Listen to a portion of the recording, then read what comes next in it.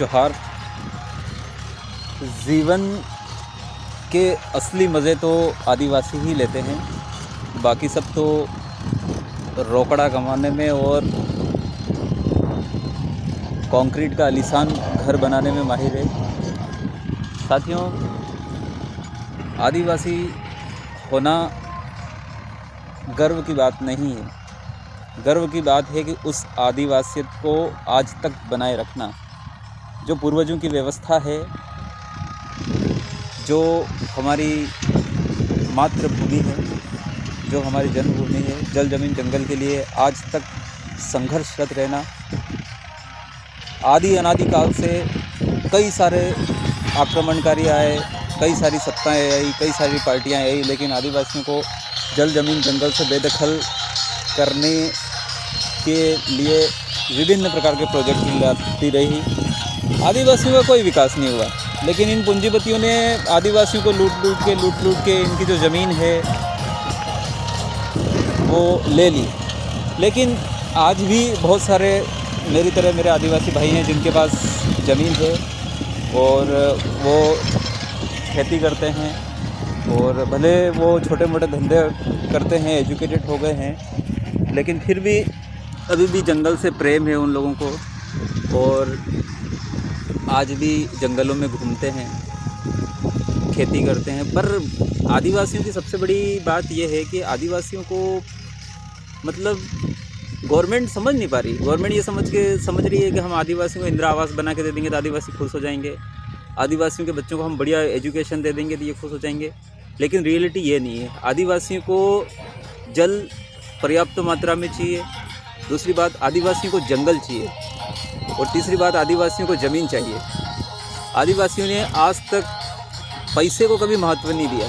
अभी बहुत सारे बड़े बड़े ब्यूरोक्रेट्स हो गए, बड़े बड़े लखपति लोग हो गए, जिन्होंने आदिवासियों को किसी स्कॉर्पियो में बिठाया, किसी बोलेरो में बिठाया, उनको ठाड़ दिखाए। बहुत सारे आदिवासी भटक गए हैं और वो उनको पैसे वाली व्यवस्था में चले गए। लेकिन आज भी कुछ आदिवासी हैं जो स्वाभिमान के लिए लड़ते हैं, और उनके लिए स्वाभिमान से बढ़कर कोई चीज़ नहीं है। और उनको अगर सबसे ज़्यादा प्रेम है तो मातृभूमि से प्रेम है। आज मैं जिस ज़मीन पे बैठा हूँ, इस ज़मीन पे मेरी 100 से ज़्यादा पीढ़ियाँ खप गई है, और हमारी पूरी व्यवस्था है।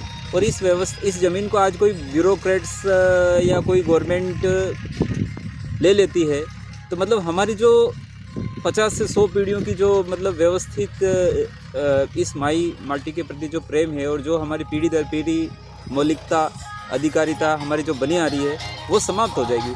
तो गवर्नमेंट को ऐसा नहीं है कि प्रोजेक्ट ज़रूरी नहीं है, हम आदिवासी हैं, हम इन चीज़ों को भी समझते हैं। लेकिन सर, आप किसी व्यक्ति के जो निजी संसाधन है, एक व्यक्ति इस धरती पर पैदा होता है तो कुछ प्राकृतिक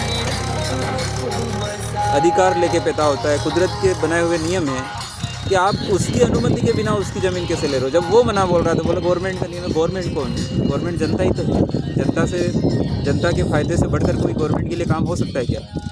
तो साथियों, आज आदिवासी जो लड़ रहे हैं, वो लोगों को ऐसा लगता है कि नहीं, आदिवासी गलत हैं, आदिवासी नक्सलवादी हैं, आदिवासी ऐसे हैं। लेकिन एक्चुअली बात ये नहीं है। आदिवासी उनकी ज़मीन के लिए लड़ रहे हैं। अगर आप किसी आदिवासी को बेदखल कर दोगे, सरकार के सिस्टम लगा दोगे, पुलिस को भेज दोगे, एक आदिवासी के पास क्या ऑप्शन बचता है? आप खुद ही सोचिए।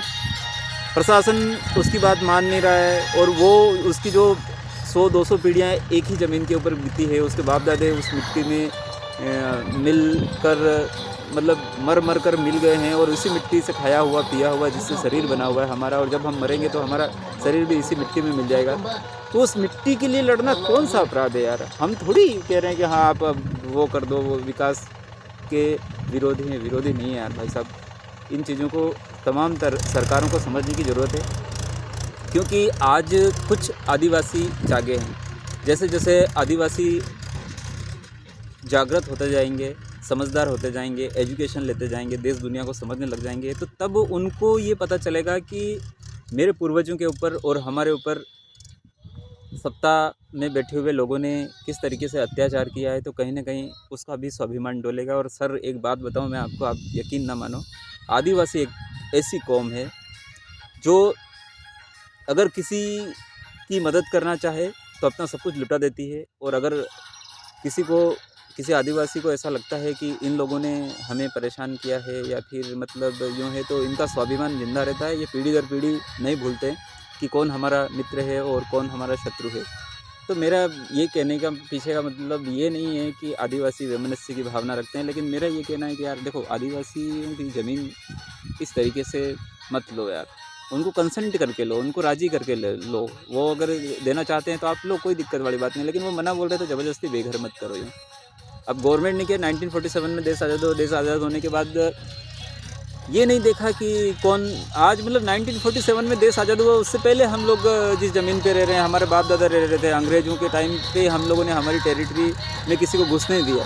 अब वहाँ पे हमारी पीढ़ियाँ खप गई, हम 100-200 साल से 500 साल से वहीं रह रहे हैं, और वहाँ पे बाहर के लोग आके ये बोलते हैं कि ये ज़मीन वन विभाग की है, यहाँ पे तुम खेती नहीं कर सकते हो, या ये मकान तुम्हारा बना हुआ ये गैर कानूनी है।